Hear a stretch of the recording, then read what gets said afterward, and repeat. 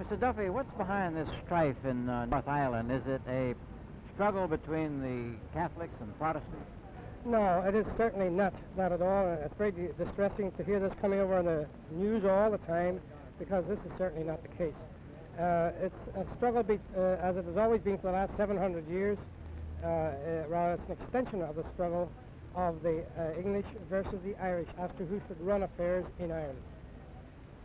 Well, now, these bombings over the weekend, there are several sides to that story. What do you say is the story? Well, honestly, since I don't enjoy the confidence neither of the IRA, who has been accused, nor of the extreme unionist wings, whose confidence I don't enjoy either, I'm afraid I can't tell you who did this.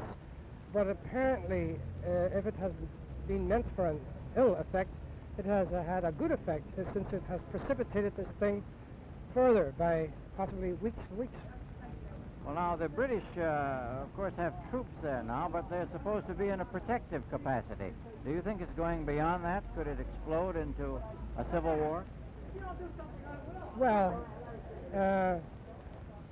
it could very easily go into a civil war, and I don't see how the British troops could stop the civil war. Actually, the only real solution to this whole thing is to get British troops out of Ireland altogether, and to get British authority out of Ireland and let Irish authority rule affairs in Ireland.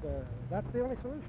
But do you think that there would be peace that would settle over if the Irish did leave?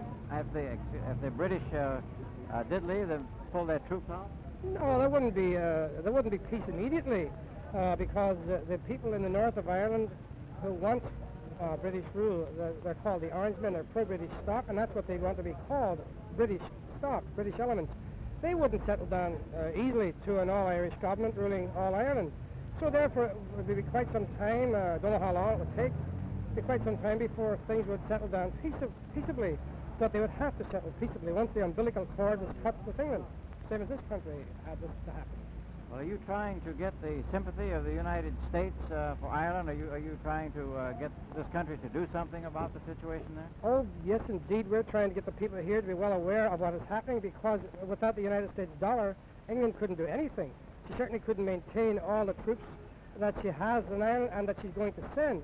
She can't keep troops in the Rhine, Germany. She certainly can't afford to send troops to Vietnam.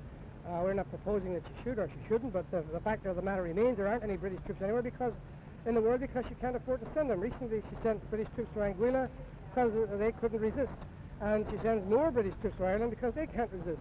So you see, it's just a question of British hypocrisy, and as I say, England could do nothing without the American tax dollar, which means every Tom, Dick and Harry here are paying too many taxes, big lot of which go to help English tyranny in Northern Ireland. Well, specifically, what would you like the United States to do? Well, I would like the United States, for example, they apparently most of the time like to find out where every tax dollar goes. Check with the English how much of the American help money goes to maintain misrule in Northern Ireland. Also, the American government, because they are traditionally fond of justice and liberty and so on, they could insist on some kind of referendum to be laid all over Ireland to see what the Irish people want, not what England wants.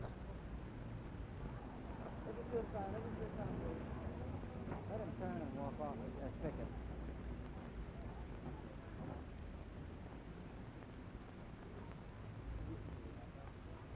Go ahead.